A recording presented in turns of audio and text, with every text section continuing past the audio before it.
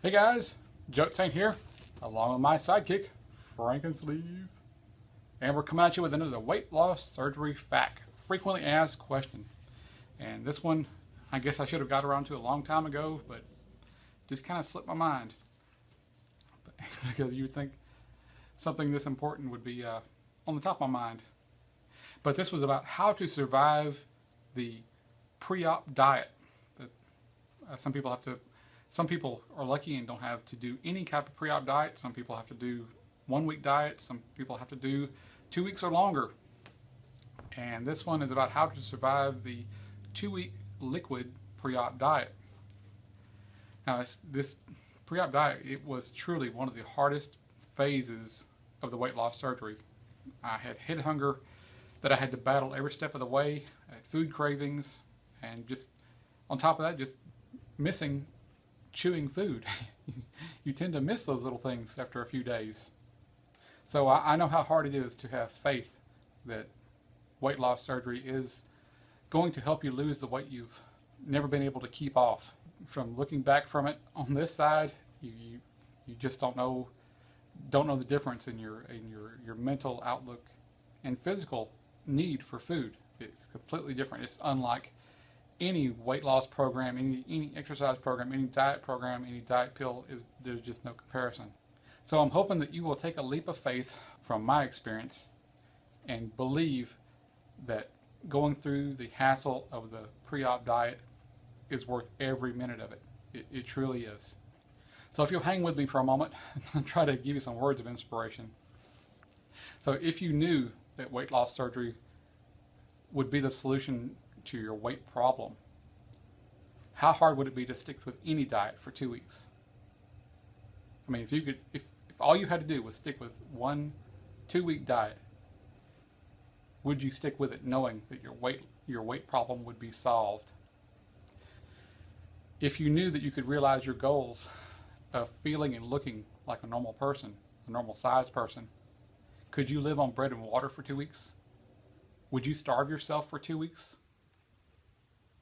How committed to weight loss would you be if you knew that it only took 2 weeks of true effort to realize your weight loss goals?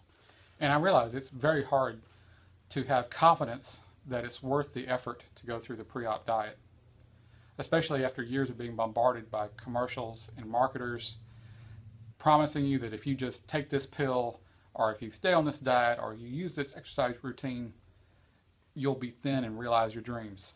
And 30 months ago, I was where you are right now. I just never believed that I could come down from being 375 pounds to 203 pounds and fit into the crowd and not be the biggest person at work for once in my life. So much probably like yourself, I read dozens of forum posts trying to gain confidence, watched hours and hours of YouTube videos of successful weight loss surgery patients, but I just always had that lingering doubt that weight loss surgery would not be the solution for me, that I would be the one person that would fail with weight loss surgery. And if you're like me, you're probably burned out from trying different pills, different miracle pills, different exercise programs, countless diet programs, and just plain trying not to eat, that it's hard to believe that weight loss surgery will be the solution. So I'm asking you to take a leap of faith and try to gain some of the confidence that I have looking back, hindsight being 20/20. I really wish that you could see it through my eyes and imagine what it's like being a normal sized person. I am proof that weight loss surgery works, but it does require a commitment on my part. I had the gastric sleeve. The sleeve will restrict the amount of food that I can eat, but my part is to make the right choices about what I eat. And once you've had your stomach almost completely removed, I don't know, something changes. There is the theory that the hormone called ghrelin, the hunger hormone as they call it, is sending signals to your brain telling you when you're full and when you're hungry.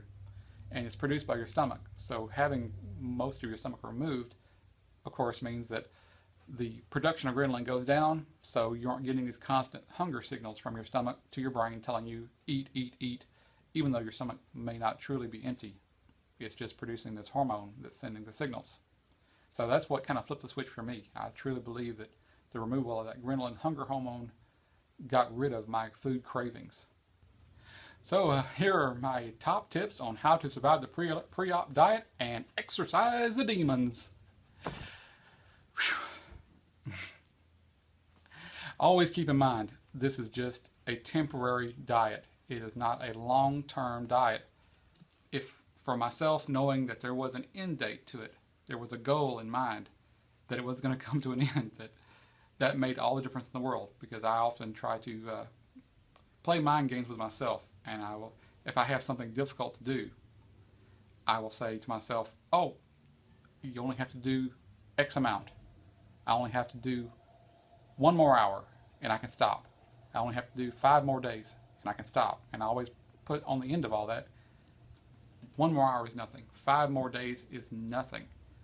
People who have been through worse things than this, I can do 5 days standing on my head. It's no problem. Most of the time that works for me. Sometimes it's a little tougher than others. But sometimes you got to delude yourself that it's worth the effort, that you can make it through. You just keep inching your way along. If that doesn't work for you, then break it down further if you have to. Sometimes I had to break it down into almost hourly increments.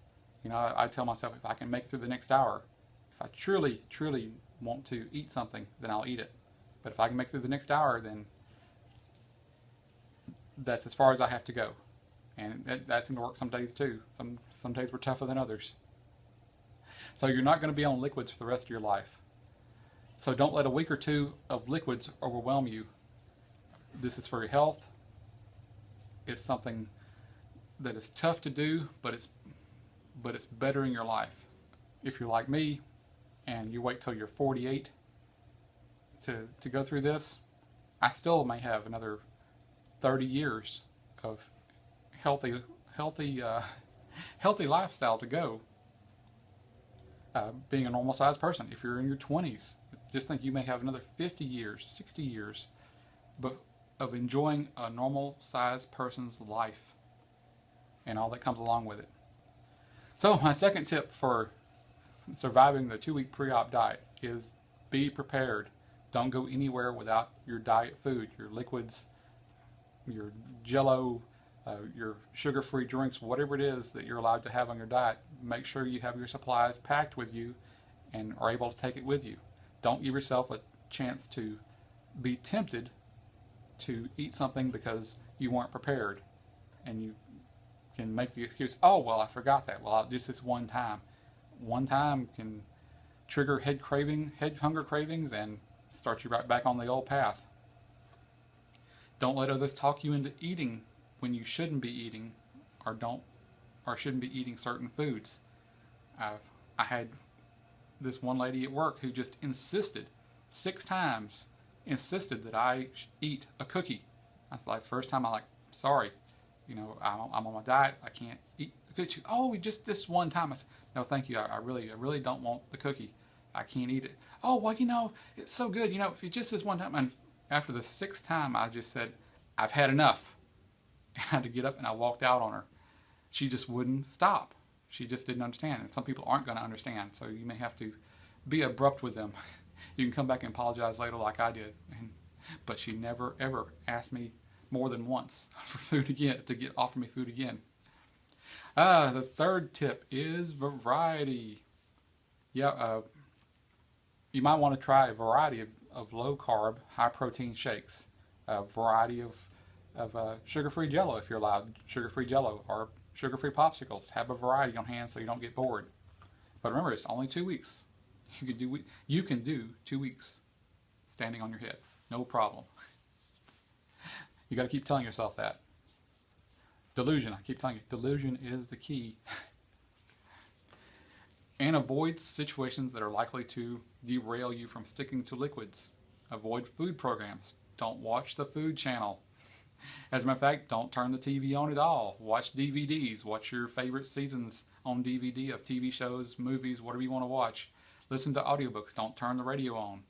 Don't listen to anything that might have a fast food commercial or any type of commercials that promote food on it. So for me, that meant cutting out TV and radio. I listen to lots of audiobooks. I read lots of regular books and don't watch much TV. One other little tip is avoid sitting in the places you normally would eat. What I mean by that is, at my house, I practically live at my computer table. I have my desk chair there, my computer's there, I'm always on my computer, I'm always surfing the web, so I eat right there in front of my computer. So that's kind of after years, that's an ingrained habit. I come home, I sit down, immediately I start looking for something to eat just because it's a habit, not because I'm hungry. So I had to switch my seat from sitting at the computer chair all the time to sitting on the couch, sitting in the lazy boy, sitting at the dining room table where I never eat. Changing up your habits and your routines will break that cycle of automatic eating and triggering your mind telling you that you want to eat. And how to handle social events. If you have to go to social events for work or for personal reasons, bring your stuff with you. If you have to have a business lunch, bring your liquid lunch with you. Bring your foods with you.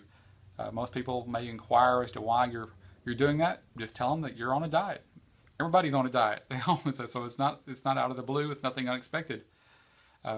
Maybe a little bit tough to bring your foods into a restaurant with you, but you probably can get away with carrying in your shakes, or if you need to, get your doctor to write you a note, like the little cards they hand out after surgery that say, this person has had weight loss surgery and they have a tiny stomach, please allow them to eat off the kids' meal.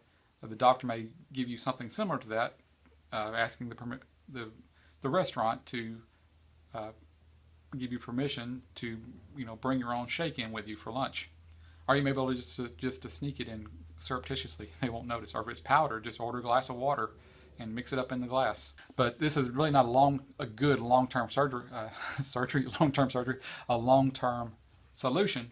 But remember, this is just for 2 weeks, and it will probably continue on after surgery for another 2 weeks, because you're not going to be able to eat very much, and you'll be on a liquid phase that first week after surgery, and the second week you'll most likely be on a full liquid phase. So you might need to prepare for those kinds of events, for social events and for work-related events. And the most important thing I can tell you is that the first 3 days of the liquid diet are the toughest. That's when you're going to experience the mood swings, the cravings, you may even have headaches because your body is flushing out all the sugars that are in your system. So you'll be detoxing from sugar. And I credit that detoxing from sugar for improving my taste for vegetables. After going without processed foods and processed sugar for almost a month, maybe even 6 weeks, vegetables tasted a whole lot better. Foods in general that are not processed taste better. I've started eating Brussels sprouts. That he wouldn't get me to touch a Brussels sprout before surgery. But like I said, once you get past day 3, it does get better. Things get easier as you go along. After the 3rd day, it's like a switch is flipped. So don't break the cycle once you've started. Start off with strength, gain momentum, and keep on going. And attitude is everything. Commitment is everything. Before I made my second call to the insurance company, because I called the first time and then backed out before I went any further than calling them, I told myself when I finally did commit to it that I was fully committed. I was going to go through whatever I had to complete this process. There was no backing out. I had to accept that there was no fallback plan, that they were going to remove 80% of my stomach, and I was going to spend $5,000 out of my own pocket to pay for my portion that the insurance company did not cover.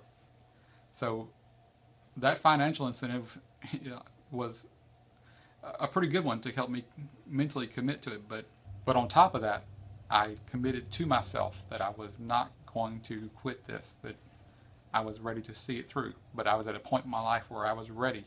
It was do or die time. So as I said, there was no mulligans on this course. Once I committed to it, once I took my stomach out, that was it. There was no do-overs. So I had to get it right the first time. So you can do it too. You really can. And I really wish I could send you a bottle of what it feels like to be on the other side, how much of a huge difference it has made in my life, the quality of my life, my relationships, and just, I don't know, it's hard to describe. There's no comparison to the life I was leading pre-op to the life I lead now. It is worth it, and you're worth it. So get out there and commit to it. Do what it takes to get through this small portion of your life. Take back your life, and you'll feel so much better about yourself and for doing it. So, this is Joe Saint and my partner Frankensleeve, signing out from VSG land. Keep pimping that sleeve.